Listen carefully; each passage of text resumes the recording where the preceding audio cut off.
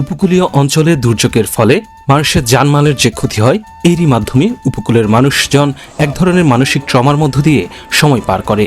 দুর্যোগ প্রস্তুতি এবং দুর্যোগের পরবর্তী এই ধরনের ট্রমা থেকে মানুষকে উত্তরণের জন্য দ্বীপ উন্নয়ন সংস্থায় Japan agency for development and emergency এবং দ্বীপ উন্নয়ন সংস্থার যৌথ উদ্যোগে এক কর্মশালার আয়োজন করা হয়।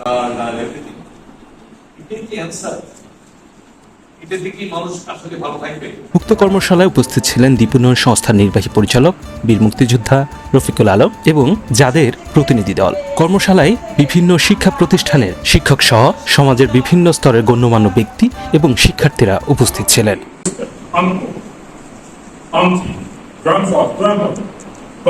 কর্মশালায় দুর্যোগ মোকাবেলায় করণীয়, দুর্যোগ কিভাবে মোকাবেলা করা যায় এবং আমাদের কি সক্ষমতা রয়েছে, আমরা সেটা কিভাবে কাটিয়ে উঠতে পারি এ বিষয়ে দলীয় কার্যক্রমের মধ্য দিয়ে সমাধানের পথগুলো চিহ্নিত করা হয়।